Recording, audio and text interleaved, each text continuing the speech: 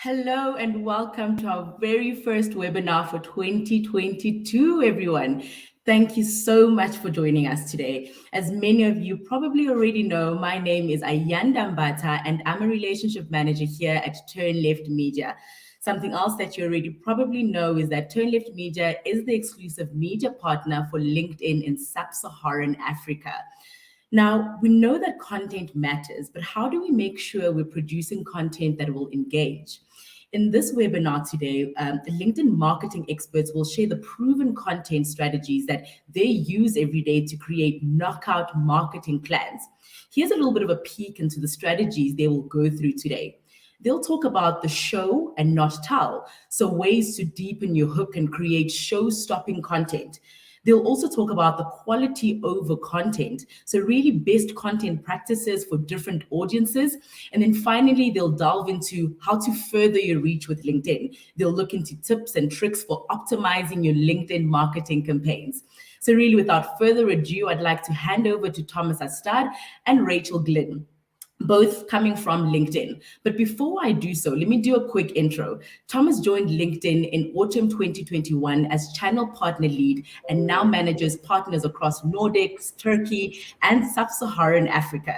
A journalist by trading, Thomas has spent the past 2 decades in marketing and comms roles in London, and most recently, a 6-year tenure at Swarovski as Vice President of Global Brand Experience and Vice President of Communications, Marketing, and Strategic Partnerships. Since joining LinkedIn in 2016, Rachel has consulted and partnered with some of the largest global brands in technology sector. And she has recently joined the channel partner team, where she is co-leading partnerships across the Nordics and Turkey as well. She has a wealth of knowledge in B2B marketing and has spent the last 5 years in LinkedIn marketing solutions.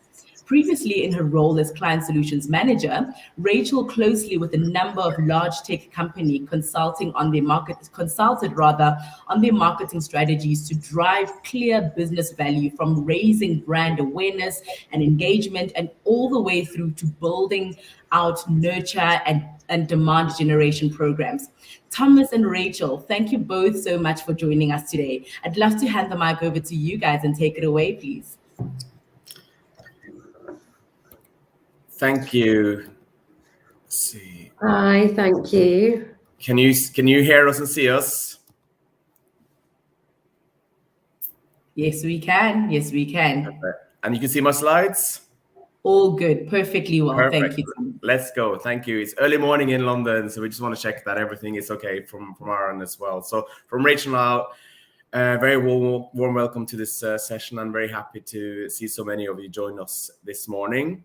We want to talk a little bit about how you can evolve your marketing strategy by leveraging the best of the LinkedIn platform.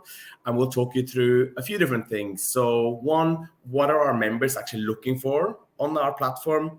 How do you break through their feed? What's some of the top content we saw in the past year? And also, it's in the last section, we'll really look at how you find the right balance to drive growth, but also then how do you drive your brand equity and brand awareness in the long term. And at the end of this, we're very happy, of course, to take any questions that you guys might have, hopefully be able to answer them. If not, we will hopefully be able to direct you in the right directions. So, as a starting point, what our members are looking for. We thought it would be important to think about, how does the world look today that we are working in, which is, evolving very, very rapidly. So we can go from issues that you might be facing. From one side, limited data. How do you know what your audience is looking for? How do you find the data or what they want in your region, in your industry? To the other side, on the flip side, you have data overload. There could be so much of it. How do you dissect all that? Then on the other side, you have mass reach. By one click, you can reach the world. And then on the other side, you want to develop one-to-one relationships with your key audience, your key clients. So how do you perhaps merge the two? Then we have, do it yourself, like how you set up your campaigns, set up, do you have the resources to do it? Whereas the other side, you have the automation. There are thousands of MarTech platforms to use. For me, even it could be quite overwhelming. And where do you even begin? And then, of course, what we've seen in the last couple of years, working from office or working from home. So there's a lot of new nuances that we as marketers have to think about in our daily work. So on the back of that, what we want to say to you is whatever you want to do on LinkedIn, it's very important for you to understand why people are on a platform and how they think when they're on a platform. So we know that our users or our members, when they're on a platform, they are 2 times more intent driven than perhaps what you'll see on other platforms. In fact, double that of Facebook. So they're coming onto the platform to complete a task or look for specific information rather than to kill time. So with an intent mindset, there's also then a greater receptiveness for ads. In fact, almost 2 times more receptives. So if your content feeds into that, our members are looking to learn, they're looking for advice. If you can provide them that with your content, you are setting yourself up for success. I mentioned they are looking for information. So what type of information are they actually looking for? So they're looking for perspectives from an employee point of view. They might be looking for specific products or services, industry events, leadership, so thought leadership as well, jobs and skills, of course, needless to say, tips and best practices across different industries, and industry and tech news, of course. And they also come there from a personal point of view as well. Maybe they have personal goals. They're looking for advice from people they respect in the industry. They're looking for news from our 2 million news publishers that we have on the platform. Learning, for sure. We have an amazing learning platform. Peer insights, and also recommendations. And I very much found this myself during the pandemic in particular. The way I used LinkedIn completely changed. I went on there as a source of great information to understand what my colleagues were doing in other industries, in other brands.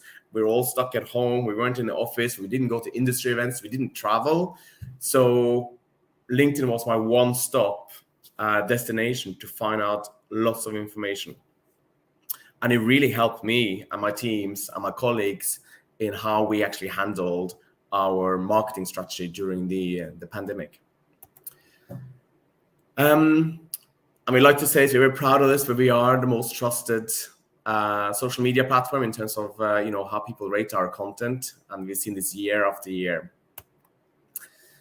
So how do you make sure that the content that you put onto the platform breaks through the feed?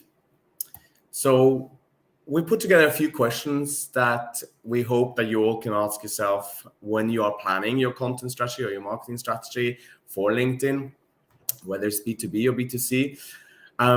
Is this content relevant to what you want to achieve and your strategic objectives? Is the content human and narrative driven? Would you personally share this content with your peers and your network? And does this content teach your end user something new? Will it surprise, educate, and inform?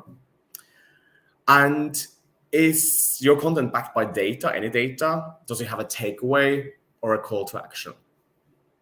So 5, well, it says 1, 2, 3, 4, 1, 2 here. Should be 1 to 5. At least we're saying here 5 key questions to take to ask yourself at the start of your process. So with that in mind, as I mentioned, we want you to think about, of course, what is your ultimate objective of this content? Is it, and Rachel will get back to this in much more detail later on in the presentation, but are you looking for brand awareness or education or engagement or lead generation? And different type of content works at different different levels in the marketing funnel. So for instance, here we're looking at the awareness bit. We say here that, we know our members, they respond well to really personalized human presence. So we see an uplift in view rate when it's really relatable from a human point of view. There might be imagery of people. It's happy. There's faces. Also, when it comes to awareness, so brand awareness, use of aspirational messaging. Again, we see here an uplift in view rate if you use words that will resonate with us. Succeed, the future, transformation, words that are very relevant to marketers across the world for the moment. Also, when you're building your brand awareness and you want to use, our main advice, of course, use different types of content, from videos, imagery, carousels. We do see a lift in view rate depending on the size of a video. So shorter videos have higher views than longer, for instance. And then also interestingly, when it comes to the awareness bit, we very much see that if you introduce your brand later on in the content, it does have a higher completion rate. However, we are seeing that 42% of videos are introducing the brand in the first half of the video. Sure, that can work in some cases, but we're seeing generally if you introduce your brand or your logo towards the end of it, the content, when in the brand awareness segment of the marketing funnel, you may have more success. Coming to engagement, again here, you want people to engage with your brand, your products, with your services. So what are the buzzwords that might be relevant to them? Workflow, productivity, optimization, things that will help them in their daily life. Also, when it comes to click-through, call to action, we see a big uplift if, again, you use the right words that will resonate with our members. The reason, remember, they're coming on there with a particular intent. So gain, amplify, grow, or growth. Now, when it comes to conversion, interestingly, you might see more success if you introduce your brand earlier. So in terms of click-through rate of your video, if your brand as the logo or clear details of your brand appear earlier in the content, you might see more success. Same with logo placement on visual assets. Again, up 50% in click-through rates if the logo was placed or is placed on the top of the screen compared to the middle or the bottom. So again, you see the difference of the type of content that you want to use for brand awareness versus what you want to use for conversion. And again, also when it comes to video content, for instance, here on the right-hand side, you see something that it's changing a lot, even in the first few seconds.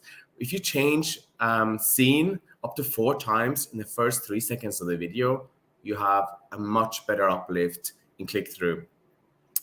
And I think it's about, it's not static, there's something happening, it's eye-catching, it's grabbing my attention.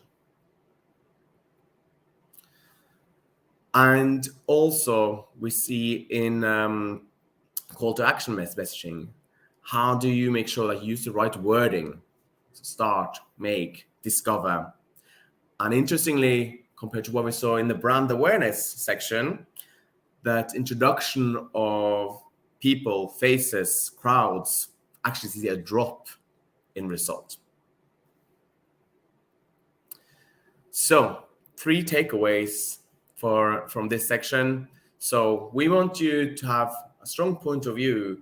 What do you guys stand for? What's your brand stand for? Particularly in days like this, things are changing every day for the moment. People want to understand your perspective and your point of view rather than generic guidance or content. We talk about use media diversity for sure, from video to imagery to visual content, and also on your thought leadership, for instance, organic content. How can you add value to our members? And then we very much, as you could even see from what works at the awareness bit versus the lead generation, it's important for you to test and learn what will work for you and what will work for your audience and for your brand. And we see that the brands that really test, they are the ones that are most successful. So going quickly over to some content from this past year. This is actually content that was created by LinkedIn itself, and this is what we saw from our brand was most successful in terms of reaching LinkedIn's marketing solutions audience, which are you marketers. So from that, we saw two main things.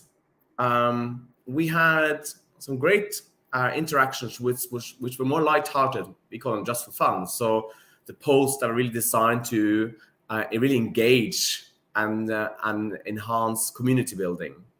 And then, of course, we had campaign-related activations as well. They were promoting assets and resources that LinkedIn has created that we feel would help marketers in their day-to-day job.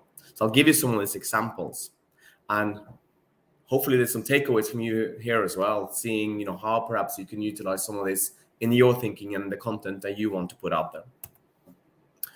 So, we're speaking to marketers, so using marketing language, things that you instantly can relate to will always help, of course. So, from our end, we had carousel style content delivery. It was intriguing, interactive. We inspire people to comment.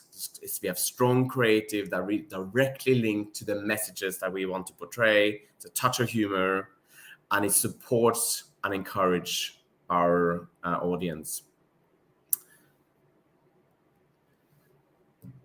We also had some, in terms of allowing our marketers to think of which buckets do you fit into. So it was engaging and relatable and empathetic content.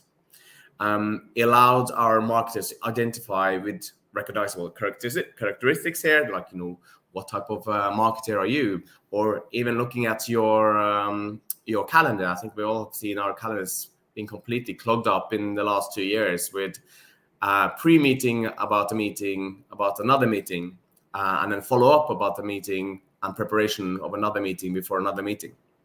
So again, how do you create content that in this case are more lighthearted, but it is completely relatable, and will also help them, the audience, with resources or tools or assets that will help them in the daily work or make their, in your case, products or services that are relevant to them. We also did some polls of audiences. Again, very successful in terms of engagement. Here we did something around, are you actually looking to switch jobs? So this ties into what we at LinkedIn call a great reshuffle that we've seen in the last 2 years. And big movements in the employment market. It is layered in informal and comparative research, and it's a very timely subject. That's top of mind on many people.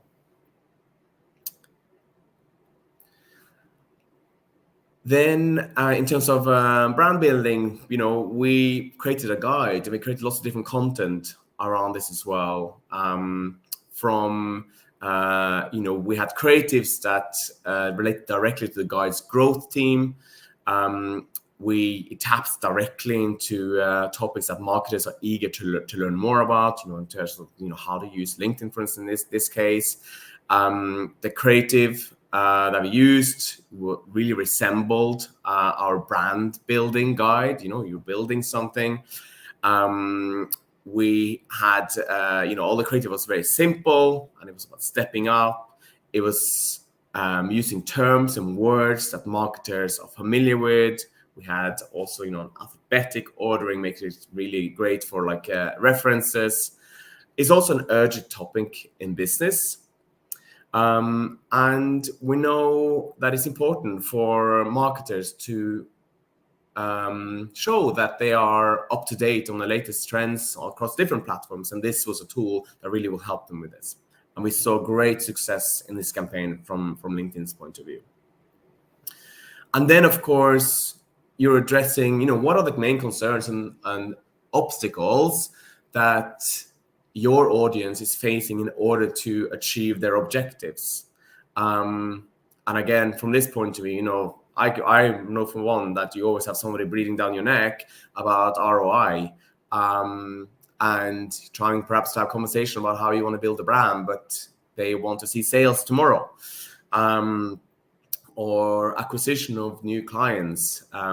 So we were producing content or really addressing some of these concerns, and then providing you guys with then resources. And then we really ensure that the creatives that we provided along with this material on this campaign was made it really clear what our target audience would learn from this and what they could take away from it. So this is very top line. We could have spoken about this for the next 3 weeks, probably non-stop, and giving you a lot more insights as well. But I hope this part was useful. I'm going to hand over to Rachel. We talked about, probably the dilemma that many of you are finding in terms of balancing long-term branding and then short-term activations to drive growth. So Rachel, over to you. Thanks, Thomas. Shall I try and share my screen so that I don't have to ask you to change slides constantly? It's fine. I'll do it. I'll try to follow. Cool. So I think it's probably quite clear that today a lot of brands and a lot of marketers focus a lot more heavily, especially in the B2B world, on the demand side of marketing, regardless of whether that is trying to drive sustained growth or not. And as you can see in this graph, there's a slight conflict between long-term or brand building efforts and short-term or activation effects. Brand building effects essentially increase over time, whereas activation starts high and then it will drop off over time. So the demand focused, if you go back. So the short-term demand focus that a lot of marketers B2B marketers have historically focused on tend to have a much shorter term, I suppose, activation and effect. Now if you move on to the next slide. But one of the things that many B2B marketers that we have identified or that we have worked with have identified the inability to actually see the sustained and the results that they're really looking for from the short-term demand gen efforts that they have been investing in or have been looking at. So if you move to the next slide. So if we think about demand marketing, it's undoubtedly valuable, especially from a B2B perspective, but it's also really important for us to think about how we can balance the investment so that it's spread more evenly across demand marketing and brand marketing to have a longer term impact. So that's what I'm going to be talking about over the next few slides. So there are, I suppose, kind of like 3 key areas that we have identified as being important for investing in the longer term brand marketing. One of those is you have stronger pricing power. So marketing, specifically brand marketing, buyers are willing to pay premium prices for stronger brands. So, for example, it's why you'd rather potentially pay slightly more money for like Coke, for example, than an own brand supermarket brand of cola, right? So pricing power is one aspect of that behind the name of a brand. The second aspect is thinking about acquisition costs. So when you are in front of and you have got a stronger brand presence, overall, you're likely to, over time, reduce the amount that you're having to spend on converting customers. And the final thing that we have identified in terms of reasons that we have identified for investing in brand is thinking about how you can drive better fiscal health. So those companies and brands that invest around 50% of their budgets into brand generally get better financial performance, and therefore market share and revenue and profitability. So we have done a study. We've actually teamed up with Les Binet and Peter Field for I think a couple of years now to look at and do some research into the concept of brand and demand, to further think through and identify what it takes to maximize marketing growth for the long term. Very well timed. Thank you, Thomas.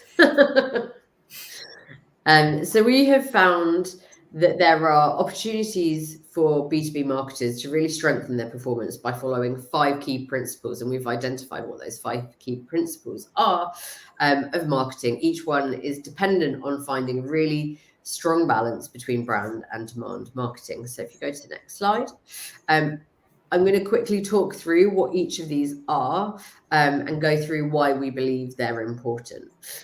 So we're going to look at who, what, when, where, and how. So if you go to who. So when we think about who, we think about both your existing customers and potential customers, people that you want to turn into customers, right? And so whilst a lot of companies, especially B2B companies at the moment, are shifting towards adopting ABM strategies to drive growth from existing customers, it's also important to understand the context that or future customers are typically reached through in terms of brand marketing or acquisition efforts. Normally, we see the existing customers reach through demand marketing or loyalty efforts. So if you go to the next slide.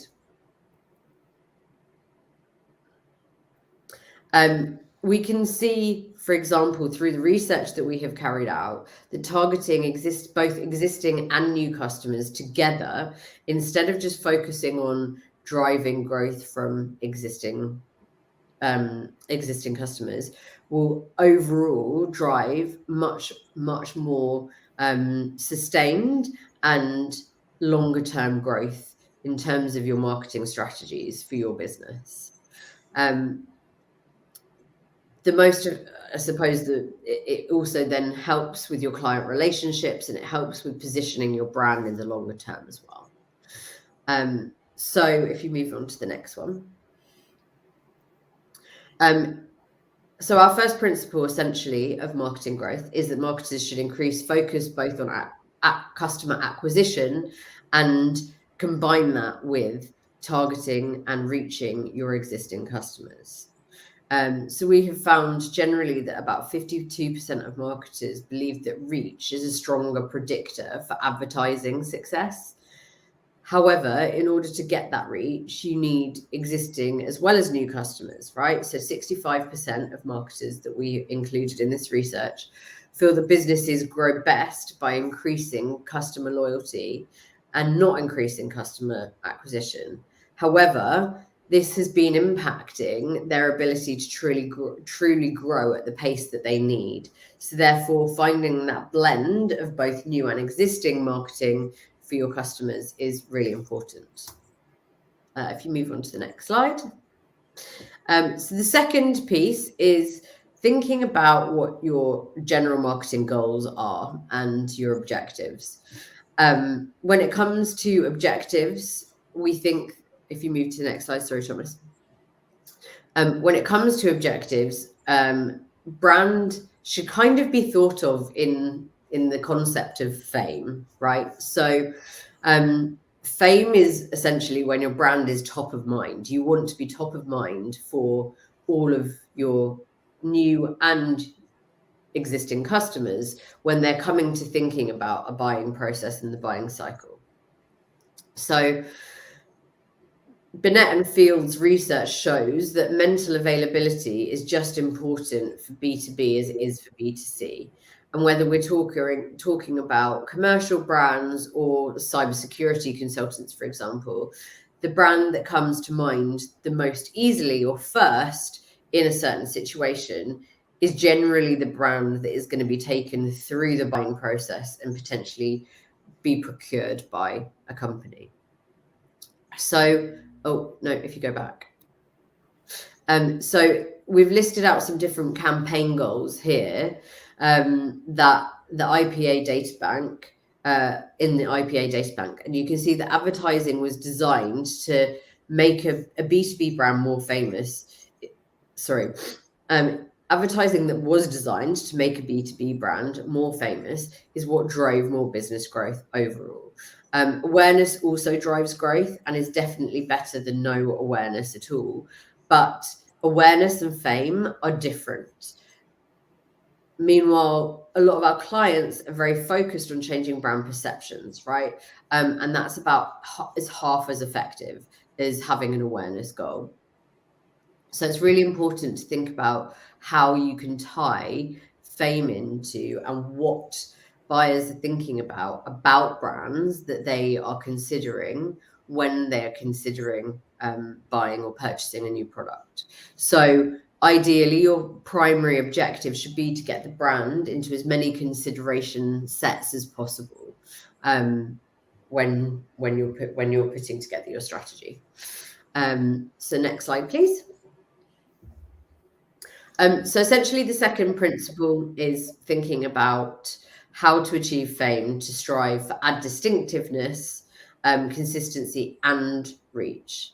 We found that 75% of marketers are running their brand campaigns for 6 months or less, and 50% are running their brand campaigns for 3 months or less.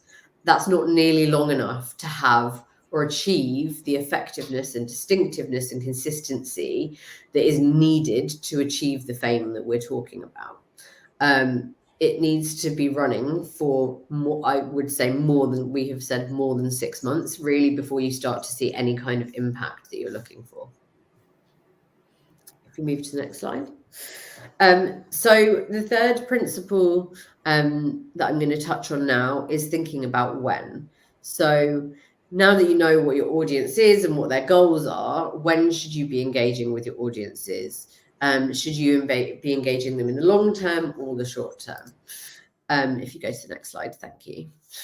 So like, although the recommended brand demand budget allocation for B2C and B2B generally differs slightly, the importance of investing in brand building, which is a long-term effort, is universal across both B2C and B2B. In B2B, that investment skews slightly more towards activation, and I think that's something that we would all kind of expect to see, because there's a lot more demand from businesses on generating and driving ROI, and there's more pressure from stakeholders generally from a B2B perspective. Whereas in B2C, the common rule of thumb suggests that 60% of marketing budget should be spent on brand marketing. If you go to the next slide, please. So principle 3 is to invest in shorter term demand generation efforts and longer term to drive both long-term and short-term growth, essentially. So 45% of marketing budget on average is reportedly allocated to brand within B2B orgs. And that's great. That's what we have seen should be kind of or more or less in line with what we would recommend as an allocation. But really the rule of thumb that we have identified is that there should be a 50-50, I suppose, adoption in terms of how you approach planning your budgets and using your budgets across both brand and demand. And so on that note, it's also important to keep in mind that is to use a proper time frame to measure the impact of your brand marketing. So make sure that you measure your marketing investments over the length of your whole sales cycle and not just immediately within a 3-month cycle or 3-month period, for example. So it's just taking into account what your buying cycle is in how you're measuring your ROI is really important. Next one.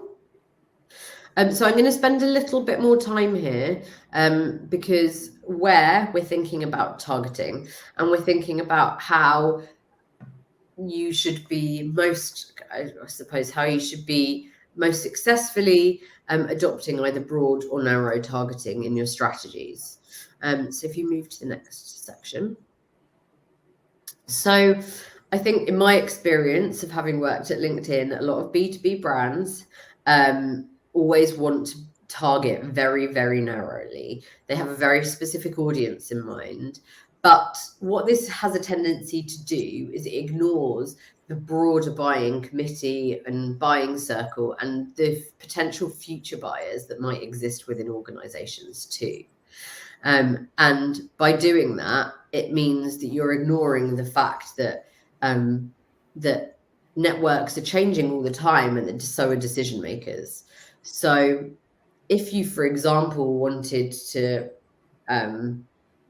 reach a CTO in an office, you might specifically go after the IT directors or the people that sit in the C-suite of a technology organization. But that ignores if you want to also be able to drive sales in 4 years' time. So should you potentially also be thinking about incorporating into your targeting the people the more junior IT professionals that sit within engineering and operations, or the junior managers, but also the finance teams that are involved in making those decisions. So interestingly, one of the pieces of data that we have found is that every 4 years, 40% of LinkedIn users change their occupations, companies, and industries. That means that people are moving into new roles every 4 years. So it's really important to think about how and what your future purchasers and buyers might be in order to maximize your growth. So Thomas, if you move on to the next slide for me. So the kind of, I suppose, fourth principle is thinking about how you should use broad targeting to reach more of your customers than you maybe currently are. Your share, as a general rule, your share of voice needs to be bigger than your market share. That means that if you have 10% market share in, for example, cloud computing, your share of voice needs to be 12% or 15% or 20%. So you need to reach more of your customers than you currently have in order to grow, essentially. And what we identify that is the key metric here is called ESOV, so effective share of voice, which is the difference between your share of voice and your share of market. So many marketers seem to focus on reaching new buyers, and that kind of ties into what we were saying previously, right? It's important to make sure that you're incorporating your new customers and existing customers in terms of your strategies and your targeting strategies. So we have found through this research that 69% of marketers don't believe that broad targeting is more effective than hyper targeting. But if you aren't reaching more customers than you already have, you essentially can't grow. So it's really important to think about how you're doing that and how you're reaching future buyers. If you move on to the next slide for me. So this is just a quick example that I wanted to provide so that you could see how many different functions are involved throughout the IT buying process, B2B buying process. Many people that I have worked with in the past in the technology world, when it comes to targeting, are only interested in looking at targeting people that work in IT functions. However, you can see that there are a lot of other functions that have a voice at the table in terms of making those decisions. If you move to the next slide, please. And we can see that in terms of like what that then looks like in terms of the actual purchasing decision process. Yes, IT make up 54% of making that decision. However, finance and procurement and sales and business development are also really heavily involved. So actually, how in terms of your marketing strategies can you incorporate and make the content that you're reaching or you're distributing relevant to those people too, to help sway and persuade them to purchase. If you move on to the next slide. So this is just kind of an example of how you could leverage LinkedIn's targeting facets to ensure that you're reaching those people at the type of scale that we're looking for. So everything that's listed here, you may already or may not be familiar with, but this is all of the first party data that sits across our members' profiles, and people put in an ad. So it's all essentially first party data, and this is what you are able to leverage in terms of thinking about what those existing customers, new customers, future purchases all look like for you. If you move to the next slide. And so we've also got a few different, I suppose, functions across the platform that would enable you to then also adopt both a wider strategy and a shorter strategy. So we have things like lookalike audiences and audience expansion, which looks at some of the targeting that I just showed you on the previous slide, and will create lookalike audiences based off of the facets that you choose to target.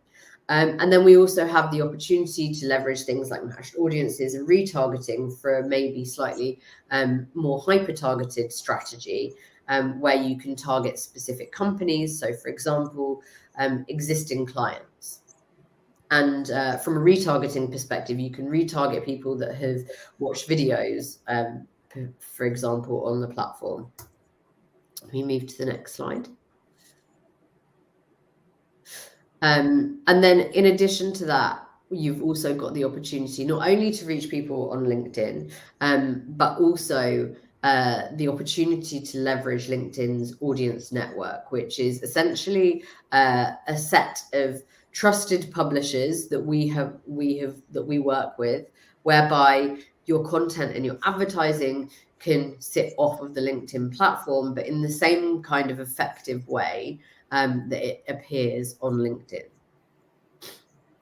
If you move on to the next slide. So finally, hopefully going to finish up in a minute or two so that we've got time for questions. Finally, the fifth principle in terms of thinking about this, having an effective long-term and short-term approach to your brand and demand, is thinking about how you're activating and communicating. And Thomas has already kind of touched on this a little bit in terms of the content, but are you doing it rationally or emotionally?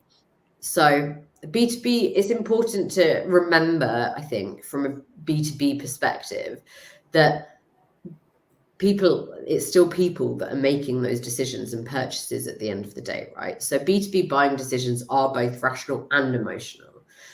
So your marketing approach and strategy should be too. and you need content and marketing that essentially is going to speak to both the head and the heart. And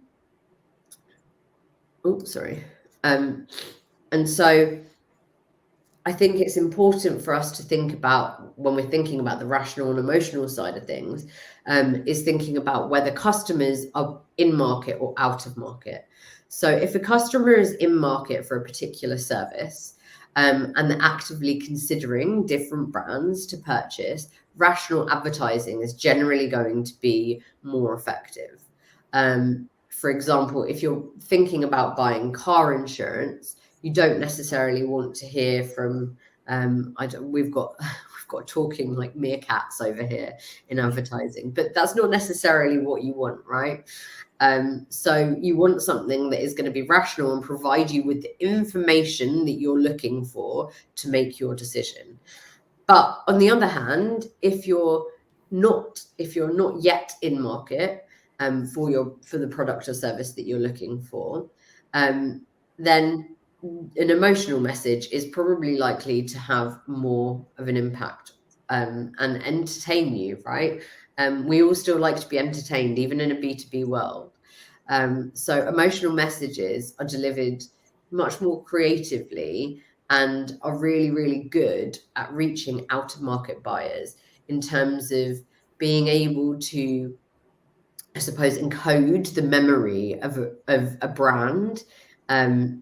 Encode within your memory a brand for an out of market buyer. So, for example, if I was to see an advert of a talking meerkat for car insurance, and I'm out of market, when I then come to think about purchasing that car insurance, that brand is potentially going to come to mind. And that also kind of ties back into the fame piece that I was talking about earlier as well. So I think it's very important to think about having a balance of both the emotional and the rational.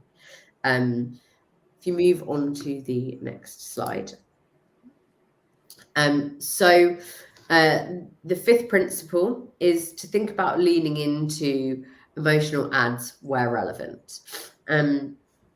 Through our research, marketers are 2 times more likely to respond to and to produce rational ads than they are emotional ads, or to think about how emotional ads can help to drive business growth.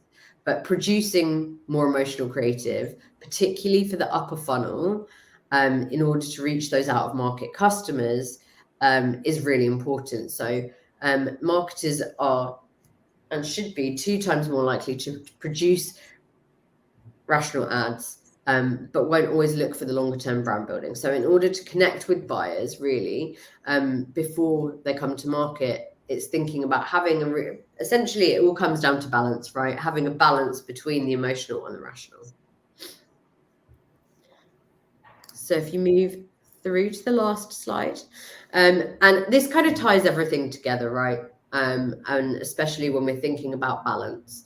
So thinking about who you're pursuing, both existing customers and future customers, how you're trying to combine the awareness and the fame side of things when you're looking at your objectives. Also, having both a long-term and a short-term lens on the strategies that you're wanting to adopt, adopting both narrow and broad targeting strategies, and both being rational and emotional. It all essentially comes down to having and striking a balance amongst all of these. So with that, I think we're going to quickly tie up with some key takeaways, and then hopefully we'll have some time to answer some questions. Yeah, I think we deliberately kept it long, so in case we're going to get lots of difficult questions, there weren't too much time for that. But hopefully what we've done has been useful for you guys. So in terms of like key takeaways, always think about the mindset of what our members are doing and want to achieve when they are on our platform, and incorporate this as a key element in your planning. And then ensure that your content matches your objectives and offer value to your audiences. So I gave it examples of LinkedIn marketing solutions where we are targeting you guys and what worked for us. Now you're targeting, maybe it might be people in IT or banking or wherever it might be, but what will resonate with them in which part of the marketing funnel. And I think this is probably one of the most important things is testing. We can make recommendations, we can provide you with suggestions on what we know or what we see performs best. But unless you test everything, and A/B test really everything, it's the best way to learn what works. And that goes for your content, your CTAs, your the media that you decide to use, as well as the targeting. Test everything. That is the way that you will learn what works best for the audiences that you are trying to reach, and for your business. And then finally, it's thinking about adopting a strategy that really has a healthy balance of both demand and branding, in order for you to achieve longer term success. Demand strategies, which is what I think most of the B2B companies that I have worked with have adopted in the past. Yes, they're great for the short term, but if you want your businesses to really be able to achieve sustained growth, then having a combination of the two is really important. So yeah, I think we hand over to the Turn Left Media team to help us through any questions that you guys might have had. Yeah, Thomas and Rachel, that was really brilliant. I personally can't wait to speak to my customers about all the amazing insights and best practices that you guys have just shared. I know that we are quite pressed for time, so I'm just going to hand over to Marius to tackle some of the questions that we received in the comment section. So Marius, please, over to you, if you can please let us know. Hey, Thomas. Hey, Rachel. Thank you so much for the brilliant presentation. I think if I was looking at the commentary that was going on, people were finding it really useful. Everybody is just looking for that presentation afterwards. So well done from our side. Before we delve into the questions, this is a little bit of a LinkedIn tradition that the Turn Left Media has adopted. So just a quick one. Thomas, we'll start with you. Tell me what's not on your LinkedIn profile, or what are you listening or reading to at the moment? What's not on my LinkedIn profile? Wow. I try to, well, I think, I love to travel. I said after the last 2 years where we kind of been stuck, I just want to do like everything I haven't been able to do in the last 2 years. So I guess I haven't communicated too much about that on my LinkedIn profile. So I have lots of exciting trips coming up. And hopefully even work trips to Africa coming soon as well. So I think that's something I keep to perhaps other platforms. And then I forgot, what was your second question? What are you listening or reading at the moment? Wow. I just finished a book about there was a empress in Turkey in the 1500s. Who was obviously the wife of the Ottoman emperor, but she was originally a slave girl from Russia, and she ended up there, and then it was how she progressed through society and became the most powerful lady in the Middle East back in the 1500s. So yeah, super interesting. So historical stuff I like reading. That sounds incredible. And Rachel, tell me, what are you hiding away from LinkedIn? Yeah, I haven't answered this question in quite a long time. So one thing that I always say that is not on my LinkedIn profile is, and I don't know how relevant this is for maybe your audiences, but for those who live in London and in Europe, I have a really, really weird fear of pigeons, and I'm fine with all other birds. However, if there's like a group of pigeons on the street in front of me, I actually have to like walk around them instead of through them because I'm scared of them. So living in London, you probably have a few detours that you take every day then. I'm actually all right. I'm generally okay. It's more when you go like into central London. Yeah, when you go into central London and like the tourist spots like Trafalgar Square. I avoid those places. Good to know. Luckily, South Africans, we can show you maybe an ostrich, and you'll be fine when we get you out. Yeah, exactly. And then what am I reading and watching? I've actually it was actually towards the back end of last year, which is slightly embarrassing now. But I finished reading a book called The Power, which was about it was about how women globally adopted or got given this like electromagnetic power and essentially kind of took over the world and destroyed the patriarchy. But it's a very, very good book. That sounds like fun. Slightly different promises. Well, women power, Yeah. So same premise. I love it. So on that theme, I'm gonna start with you. Maybe we've got so far we've got 2 questions. I think there's another one that's just come in. The first one is from Kieran. He's just said he's very interested in the point about having a human presence in video content can lead to a drop in click-through rate.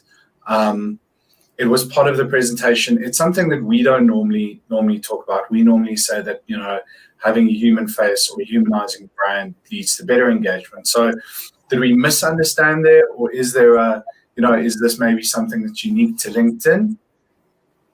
I'm not sure what it is for necessarily for all other platforms, but I think this is some of the data that we have at our end. So in general, we're saying always think about the human presence and human connection in all your content. However, if it is at the very last stage of the marketing funnel and it's more snappy and you're looking for a specific action, and the users are in that mindset, our members are in that mindset. It is perhaps about investing in services and products, and then at that stage, that's what they're interested in. I don't know, Rachel, if you want to add to that. Yeah, no, I would just say I don't think it's a case of us saying that human presence should not be used in video and will lead to a drop in CTR. I think it's very, very specific to where within the journey it's included. So I think to Thomas's point, when it's specific, that fact that was used was specific to driving conversions through video. So if you're trying to get someone to purchase something, you're better off offering value by talking directly about how the product or service is going to improve or add value to the audiences rather than having the human side of it. Incredible. And then, so I've got a question from Tumeleng as well, directed to you, Rachel. So you mentioned there was a difference between fame and awareness. Can you elaborate a little bit more on that for us?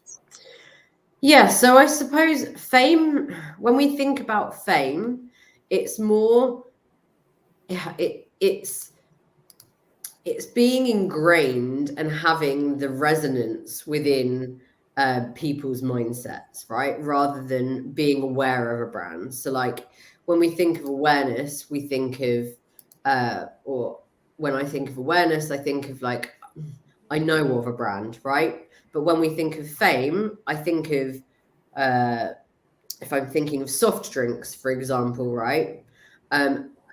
Automatically my brain for a soft drink will think of Coke.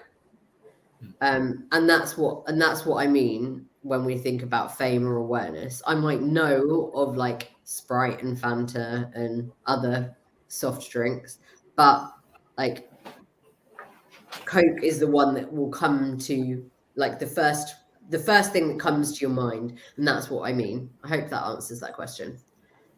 I think that's perfect. And then, so a follow up from that. So when you spoke about it, awareness, a point you made was about getting brands into as many consideration sets as possible. And this is maybe a new term.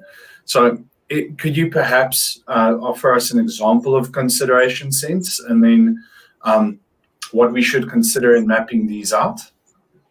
Yeah, so the consideration sets is the fame, the awareness, and the perception and the activation. Those are the different consideration sets, right? So what we're saying is that you want to ensure that your brand is achieving each of those things. So you're improving your brand perception.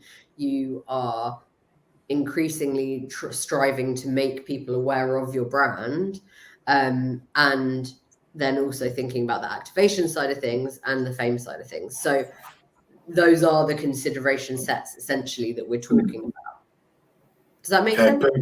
It does. So, you know, aside from Coke, is there maybe a business brand or a B2B brand that you feel that you personally know, or that you've seen from case studies that you think resonates really well across more than one, or does a good job?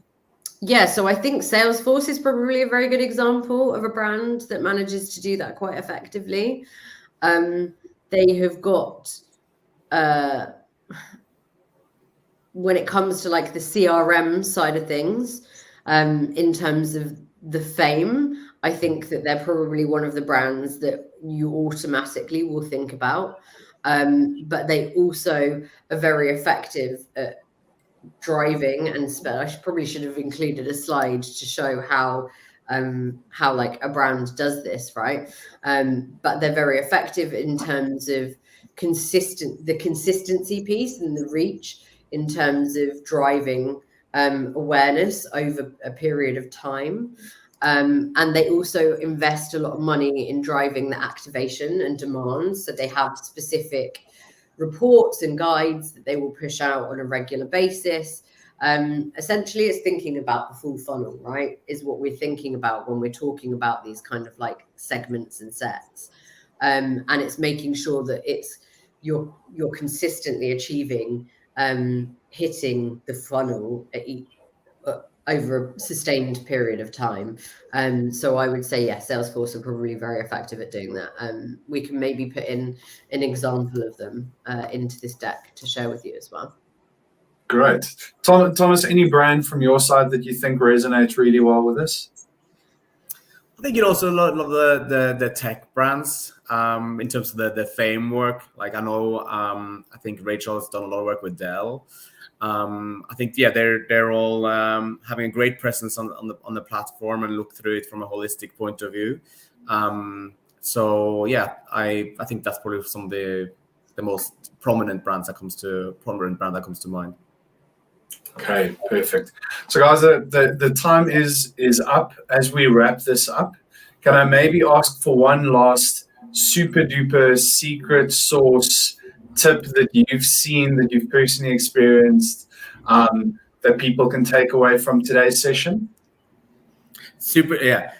To work with you guys, Turn Off Media, you guys are the experts. So that will be my super secret for anyone on this call, to the insights that you guys have. You probably know this better than we do. So that'll be my tip.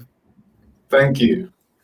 Rachel? What would be my tip? I suppose my tip would be to try to think creatively when it comes to your strategies, and that's across targeting, across your investments of branding and objectives, and also your content. I think in my experience of working with B2B, especially B2B tech brands, there can be a tendency to always err on the side of caution. And I think that it's nice to see brands being a little bit more bold.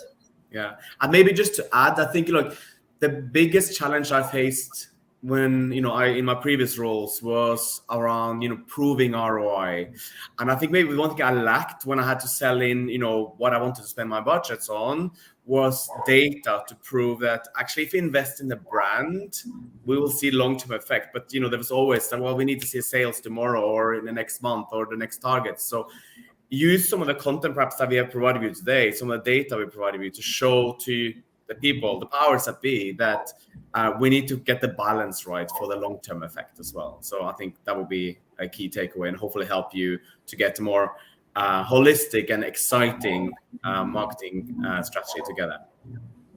Fantastic. Ayanda, Thomas, Rachel, thank you so much for today.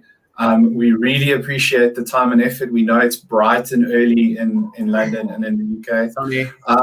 Sunny, which is It is fantastic. sunny. It's very sunny.